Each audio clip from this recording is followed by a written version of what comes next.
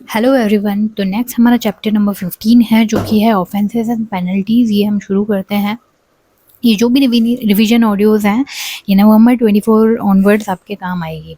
Section 122 हमें बताता है पेनल्टी फॉर सर्टेन ऑफेंसेस। तो 21 स्पेसिफाइड ऑफेंसेस है जिसकी पेनल्टी रहेगी higher of ₹10,000 each under CGST SGST।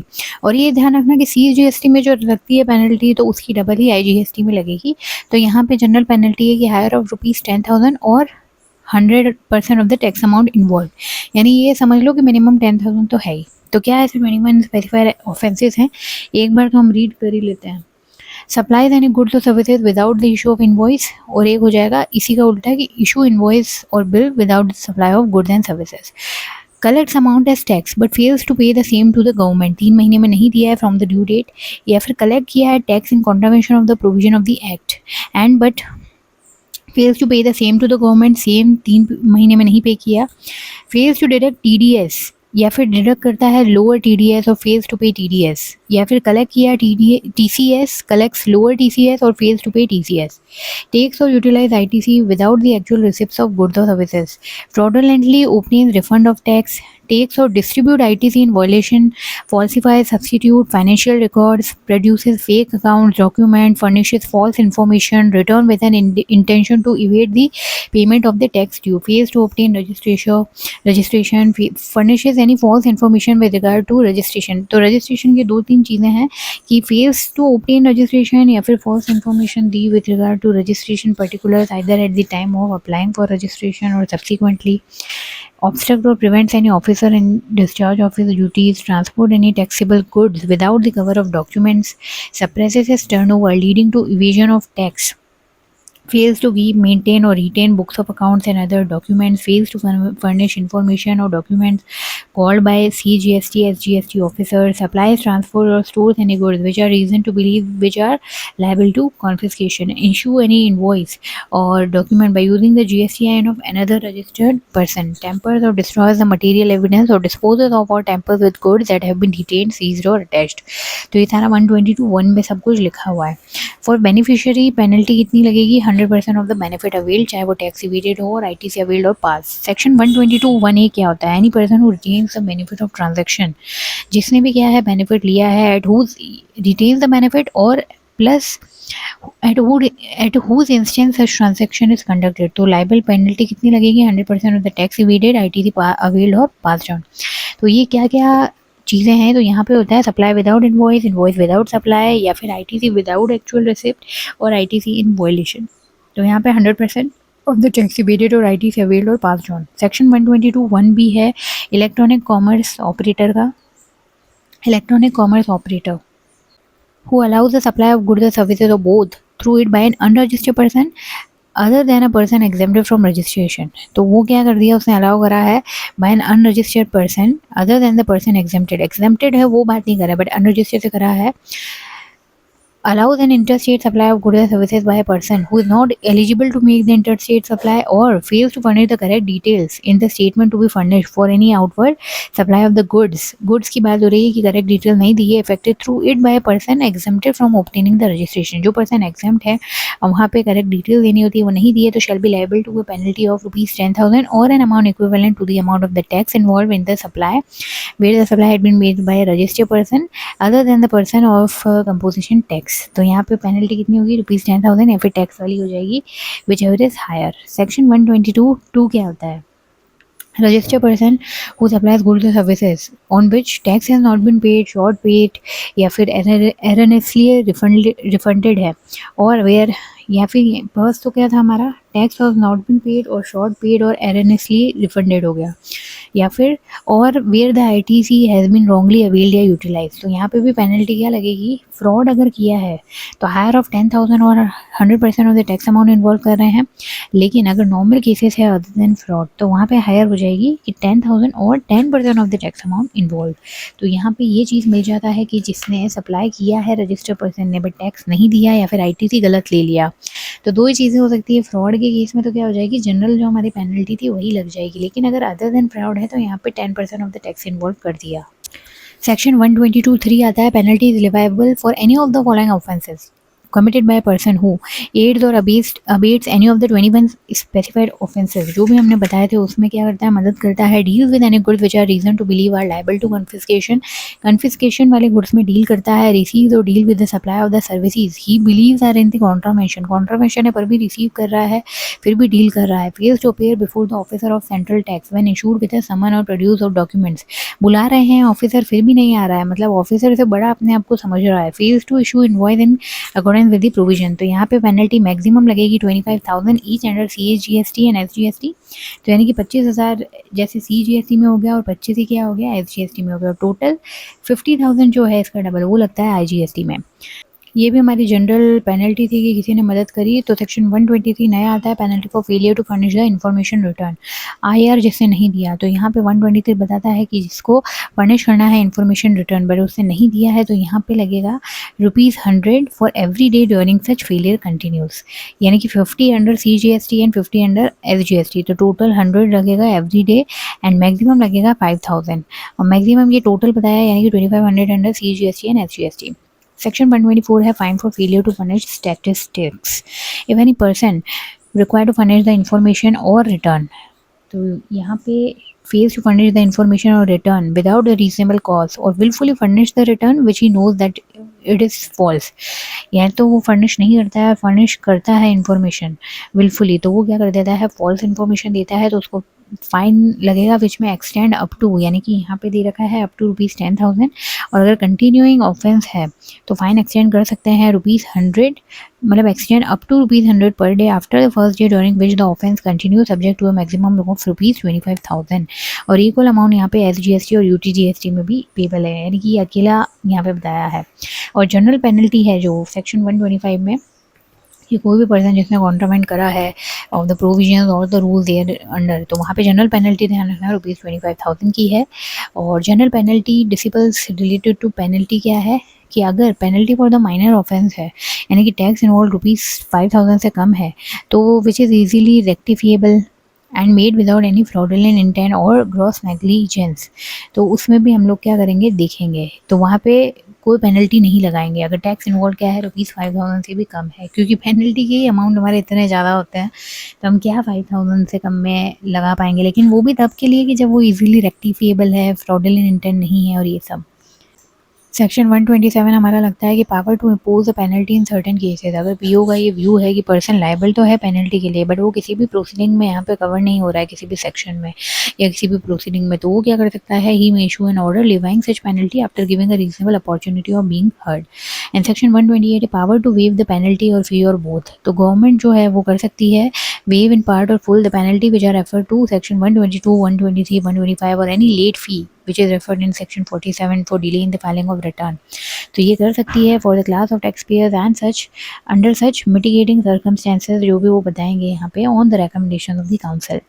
Section 129 काफ़ी important, detention, seizure and release of goods and conveyance in transit, तो जो भी पर्सन कॉन्ट्राबैंड करता है वाइल ट्रांसपोर्टिंग और स्टोरिंग गुड्स, तो जो भी गुड्स हैं और जो भी कन्वेंस है जहाँ पे goods are carried and all the documents जो हैं वो क्या कर सकते हैं डिटेन और सीज कर सकते हैं। तो दो चीज़ें हो सकती है, पहला ये कि owner of the goods comes forward for the payment of penalty, या तो वो खुद सामने आ जाए या फिर वो नहीं सामने आए, तो खुद सामने आएगा तो दो चीज़ें होती हैं यहाँ पे, टैक्सेबल गुड्स है कि एग्जेम्प्टेड गुड्स है।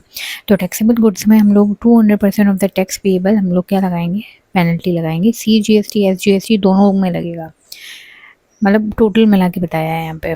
और यहाँ पे IGST में भी कितना लगेगा, 200% ऑफ दी IGST पेएबल, तो यहाँ पे मतलब 200% ध्यान रखना टैक्सेबल गुड्स में। और जो एग्जेम्प्टेड गुड्स हैं, एग्जेम्प्टेड गुड्स में 2% of the value of the goods और ₹25,000 विच एवर इज लेस, तो एग्जेम्प्टेड में हम लोग है ना लेस वाली ही लिमिट देखेंगे, तो यहाँ पे 2% of the value of the goods और ₹25,000 विच एवर इज लेस, और IGST में क्या हो जाएगा, इसका जस्ट डबल हो जाएगा, यानी कि 4% of the value of the goods और ₹50,000 विच एवर इज लेस, यानी कि 4% और ₹50,000 विच एवर इज लेस। अब आती है बात कि अगर owner of the goods does not come forward for the payment of penalty, तो टैक्सेबल गुड्स में क्या हो जाएगा, यहाँ पे हम लोग 200% ऑफ द टैक्स पेबल तो लेंगे ही लेंगे, लेकिन यहाँ पे एक और चीज़ हो जाएगी कि हम लोग हायर लिमिट देखेंगे किस किस के बीच में, कि 200% ऑफ द टैक्स पेबल और 50% of the value of the goods whichever is higher. और यहाँ पे IGST में जस्ट इसका डबल हो जाएगा कि 100% of the value of the goods और 200% of the IGST payable which ever is high. तो यानी कि यहाँ पे हम लोग देखेंगे 50% और 200% CGST वाला। और एग्जेम्प्टेड गुड्स में क्या होगी, लेस लिमिट ही देखेंगे, और यहाँ पे हो जाएगा 5% of the value of goods और ₹25,000 विच एवर इज लेस, और IGST में जस्ट डबल यानी कि 10% of the value of the goods और ₹50,000 विच एवर इज लेस। तो वापस एक बार हम लोग देख लेते हैं कि अगर वो कम फॉरवर्ड हुआ, खुद आगे आके बताता है, तो 200% of the tax payable taxable में, और एग्जेम्प्टेड में क्या हो जाएगा 2% और 25,000 या फिर 4% और 50,000 विच एवर इज लेस। और यहाँ पे अगर वो डज नॉट कम फॉरवर्ड है तो टैक्सेबल गुड्स का कितना हो जाएगा 50% और 200% विच एवर इज हाई, या फिर 100% ऑफ द वैल्यू या फिर 200% which ever is high. Exempted में क्या हो जाएगा 5% of the value of the good या ₹25,000 विच एवर इज लेस, और वहाँ पे IGST में 10% और 50,000 whichever is less. Where the person जो कि ट्रांसपोर्ट कर रहा है गुड्स, ट्रांसपोर्टिंग द गुड्स और the owner of the goods fails to pay the amount within 15 days में अगर उसने पेनल्टी नहीं दी है from the date of the receipt of the order, तो गुड्स और कन्वेंस जो कि हमने डिटेन या सीज किए हैं, that shall be liable to be sold और disposed to recover the penalty. उनको हम लोग सोल्ड या डिस्पोज भी कर सकते हैं। और अगर डिटेन या सीज गुड्स जो हैं वो पेरिशेबल या हजार्डस है नेचर में और are likely to depreciate in value with the passage of time, तो यहाँ पे 15 डेज का जो पीरियड है वो रिड्यूस भी कर सकते हैं। और जो कन्वेंस है that shall be release on payment by the transporter of the penalty as above, या तो ऊपर वाली पेनल्टी दे दे और 1 lakh rupees each in CGST and SGST, या फिर ₹1 लाख दे दे और ₹2 lakh under IGST law whichever is less. तो या तो वो पेनल्टी दे दे या फिर ₹1 लाख अगर वो दे दे विच एवर इज लेस, तो फिर हम लोग क्या करेंगे कि उसको जो कन्वेंस है वो तो हम लोग दे ही देंगे।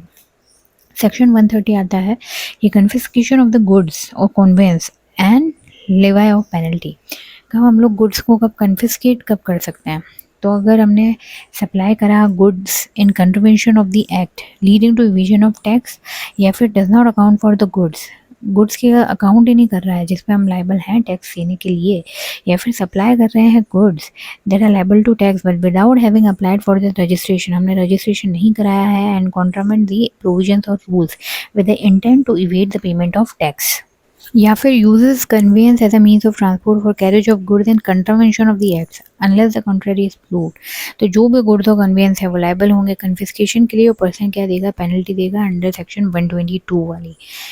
सेक्शन 132 इसी का आता है कि कन्फिस्केशन की बात करें तो कन्फिस्केशन फ्रॉम ओनर कैसे कर लेंगे कि where any such conveyance is use for the carriage of the goods और पैसेंजर्स फॉर हायर।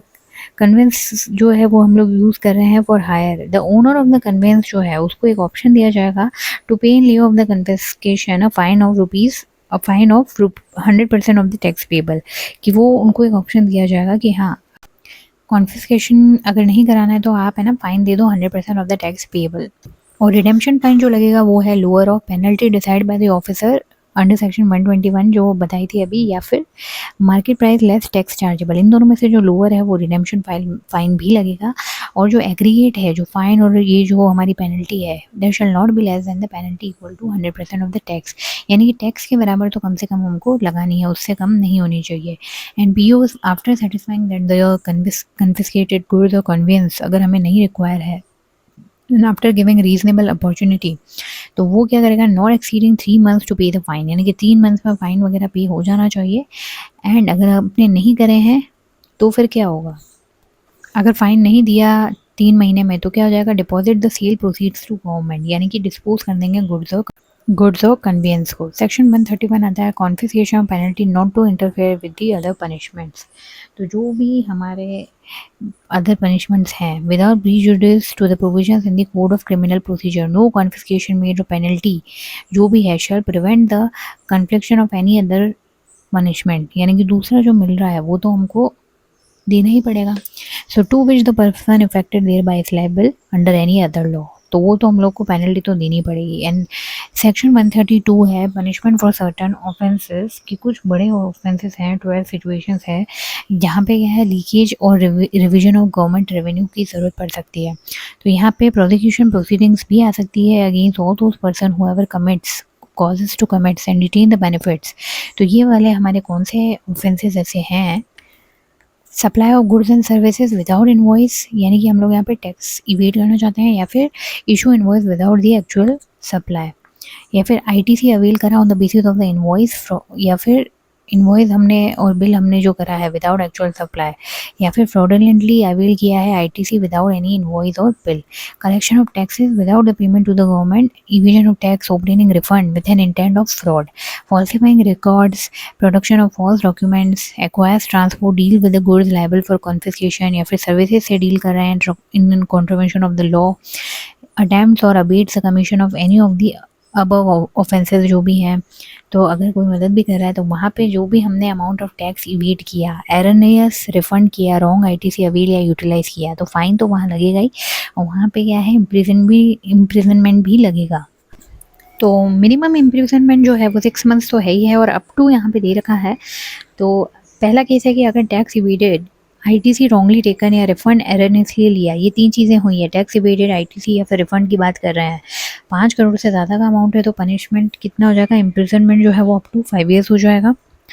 और अगर है ना अमाउंट जो है वो 2 करोड़ से लेके 5 करोड़ के बीच है, एक्सीडिंग 2 करोड़ और 5 करोड़ तक है, तो फाइन तो सब में लगना ही है, पर यहाँ पे इम्प्रिजनमेंट जो है वो लगेगा 3 ईयर्स के लिए, अप टू 3 ईयर्स है, अप टू वर्ड ध्यान रखना।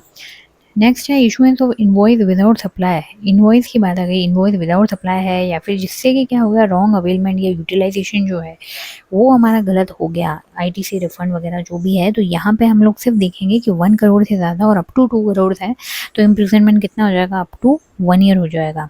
और रिपीटेड ऑफेंस है, कितना भी अमाउंट हो, तो वहाँ पे क्या है, up to 5 years plus fine आपको देना पड़ेगा, और नॉट लेस देन 6 मंथ, यानी कि मिनिमम 6 मंथ्स और अप टू 5 ईयर्स, और फाइन भी है। अब है ना कॉग्निजेबल ऑफेंस और नॉन कॉग्निजेबल क्या होता है? कॉग्निजेबल जो है वो सीरियस ऑफेंस होते हैं, नॉन बेलेबल होते हैं। तो जो भी अमाउंट टैक्स इविजन का जहाँ 5 करोड़ से ज़्यादा है वो कॉग्निजेबल मतलब सीरियस वाला हो जाएगा। Good services without invoice, invoice without supply, ITC अगर हमने लिया है मतलब विदाउट सप्लाई, या फिर collect tax but fails to pay the government, तो इन सब में हम लोग देखेंगे 5 करोड़ से ज़्यादा अमाउंट है तो क्या हो जाएगा, कॉग्निजेबल। और ये वाले जो है इसमें क्या है, पर्सन को अरेस्ट कर सकते हैं विदाउट अ सर्च वारंट, और नॉन कॉग्निजेबल हो जाएंगे बाकी के सारे जितने भी ऑफेंस हैं। Section 133 liability of offense in certain other persons. Officer engaged under this act willfully disclose the information or the contents of any return otherwise than in execution of his duties। यानी कि officer के लिए है ये, अगर कुछ भी वो डिस्क्लोज कर रहा है तो उसके लिए है मैक्सिमम ₹25,000 और इम्प्रिजनमेंट फॉर 6 मंथ्स और बोथ, यानी कि 25,000 और 6 मंथ्स और बोथ। सेक्शन 134 है cognizance of offence. No court shall take cognizance of any offence under this act और rules except with the previous sanction of the commissioner, यानी कि कमिश्नर की यहाँ पे क्या लगेगी, प्रीवियस अप्रूवल लगेगी। And no court inferior to that of a magistrate of the first class shall try any such offence. Section 135 presumption of culpable mental state क्या होता है? कोई भी प्रोसिक्यूशन फॉर एन ऑफेंस चाहिए which requires a culpable mental state on the part of the accused, तो court presume करेगा कि existence of such mental state है, unless however the accused can prove the contrary। section 136 relevancy of the statement under certain circumstances। statement made and signed by a person on appearance, यानी कि उसको समन किया था और वहाँ पे स्टेटमेंट मेड और साइन किया है, during the course of any inquiry shall be relevant for the purpose of proving the truth of the facts। तो इंक्वायरी के टाइम पे उसने साइनमेंट किया है तो वो प्रूविंग द ट्रूथ के काम आएगा, which it contains where the person who made the statement is dead or cannot be found or is incapable of giving evidence or is kept out of the way by the adverse party or whose presence cannot be obtained without any amount of delay or expenses। तो यहाँ पे जो भी statement वगैरह उसने sign किया था वो हम लोग क्या ले लेंगे, रेलेवेंट होएगा for proving the truth of the facts. Offences by companies, तो ऑफेंसेस कंपनी ने करी है तो company as well as any person in charge for the conduct of the business उसको गिल्टी मानेंगे, और पर्सन जो है वो प्रूफ कॉन्टेगरी कर सकता है। और offences committed due to the negligence of director और मैनेजर है तो यानी कि ये पर्सन गिल्टी एंड लायबल होगा to be proceeded against. Same चीज़ है offences by firm, LLP, HUF या ट्रस्ट है। तो ऑफेंसेस अगर कमिटेड करे हैं बाय कंपनी तो लायबल कौन होगा? पार्टनर, कर्ता, एमडी, उनको डीम टू बी गिल्टी मानेंगे at the time of the offences committed. और अगर पार्टनर, मैनेजर, सेक्रेटरी और कोई भी ऑफिसर है वो भी गिल्टी है for the offence committed with the consent और को कॉनिवेंस एंड एट्रीब्यूटेबल टू नेग्लिजेंस, तो इन लोग ये सारे लायबल होंगे। सेक्शन 138 है कंपाउंडिंग ऑफ ऑफेंस। कंपाउंडिंग का मतलब होता है कि हम लोग क्या कर रहे हैं? पेमेंट ऑफ मनी दे रहे हैं इंस्टेड ऑफ अंडरगोइंग प्रोसिक्यूशन। तो it can be either before और after institution of prosecution on the payment of tax, interest या पेनल्टी हम लोग दे रहे हैं। बट कई बार क्या है, कंपाउंडिंग ऑफ ऑफेंस जो है वो परमिसिबल नहीं होती है when a person who has been allowed to compound once in respect of the offences. जो भी ऑफेंस जो हमने क्या है पहले बताया है, या फिर person who has been accused of committing an offence, यानी कि इशू इनवॉइस विदाउट सप्लाई हमने कर दिया, या फिर person convicted for an offence under this act by a court. तो इनके अलावा जो भी ऑफेंस है वो कंपाउंडेड हम कर सकते हैं and provided further that compounding allowed under the provisions shall not affect the proceedings instituted under other law, and compounding shall be allowed only after the payment of tip। और यहाँ पे जो कंपाउंडिंग का amount है वो कितना होगा? Minimum amount जो है वो होगा 25% ऑफ द टैक्स इन्वॉल्व और मैक्सिमम अमाउंट होगा 100% ऑफ द टैक्स इन्वॉल्व। और यहाँ पे एक क्लैरिफिकेशन भी आया था, रूल 162(3)A, कमिश्नर क्या करेगा? कंपाउंडिंग अमाउंट को डिटरमाइन करेगा। अगर कंपाउंडिंग अमाउंट जो है वो क्या है, ऑफेंस हमारा है कि जिसमें 5 ईयर्स की अप टू 5 ईयर्स वाली इम्प्रिजनमेंट है या फिर अप टू 3 ईयर्स वाली इम्प्रिजनमेंट है, तो कुछ हम लोग केसेस देखेंगे। तो क्या केसेस हैं उसमें हमारा कंपाउंडिंग अमाउंट कितना हो सकता है? तो यहाँ पे है कि अगर सप्लाई विदाउट इन्वॉइस है, या फिर आईटीसी ऑन फेक इन्वॉइस वगैरह है, या फिर और विदाउट इन्वॉइस हमने आईटीसी लिया, या फिर fails to pay the tax to the government after 3 months में भी नहीं पे किया, ईवीएस टैक्स और फ्रॉडुलेंटली हमने रिफंड ऑब्टेन किया, तो इन सब केसेस में क्या है, अगर 5 ईयर्स की इम्प्रिजनमेंट है तो मिनिमम कितना हो जाएगा? यहाँ पे हो जाएगा 50% और मैक्सिमम कितना हो जाएगा? 75% हो जाएगा, जो भी हमारा टैक्स और इवेड है या फिर आईटीसी वगैरह जितना भी हमने किया ना उस चीज़ का ऑफ द टैक्स इन्वॉल्व। और अगर 3 ईयर्स की इम्प्रिजनमेंट है तो यहाँ पे कितना हो जाएगा? मिनिमम हो जाएगा 40% और मैक्सिमम कितना हो जाएगा? 60%। बाकी जो हमारे केसेस हैं कि फॉल्सिफाइज करता है रिकॉर्ड या डॉक्यूमेंट्स फेक वगैरह हैं, deals with the goods which are liable to confiscation, या फिर रिसीव और deal with the supply of the services and contravention of the GST. तो यहाँ पे दोनों केस में भले ही चाहे इम्प्रिजनमेंट 5 ईयर्स हो या 3 ईयर्स की हो, तो यहाँ पे कितना हो जाएगा? Amount equivalent to 25% of the tax evaded, यानी कि अप टू 25% हो सकता है। और कोई भी अगर attempt to commit the offences और abets the commission of the following, जो भी हमने ऑफेंसेस डिस्कस किए, तो उसके भी क्या हो जाएगा? Up to 25% of the tax evaded हो सकता है। तो यहाँ पे ये समझ लेना बस मेन कि मिनिमम 25% तो लगना ही है और मैक्सिमम कितना है? 100% ऑफ द टैक्स इन्वॉल्व लग सकता है। और यहाँ पे जो भी ऑफेंस कमिट कर रहा है पर्सन, अगर मोर देन 1 कैटेगरी में आ गया, मतलब अलग अलग कैटेगरी में कि यहाँ पे कहीं 50% है, कहीं 25% है, तो यहाँ पे हमेशा हायर कंपाउंडिंग अमाउंट जो है ना वो प्रिस्क्राइब किया है, वही हम लोग ले लेंगे अगर बहुत सारी मतलब ऑफेंसेस उसने कर दिए हैं। तो ये था कंपाउंडिंग ऑन ऑफेंस, और ये पूरा चैप्टर यहाँ पे ऑफेंसेस एंड पेनल्टीज वाला चैप्टर खत्म होता है। और नेक्स्ट रिवीजन ऑडियो में मैं मिलती हूँ चैप्टर नंबर 16 जो कि है एडवांस रूलिंग। अगर आपको ये रिवीजन ऑडियोज पसंद आ रहे हैं तो like, share and subscribe my channel, and thank you for listening to this audio, and all the best to everyone जिन सभी के एग्जाम्स हैं।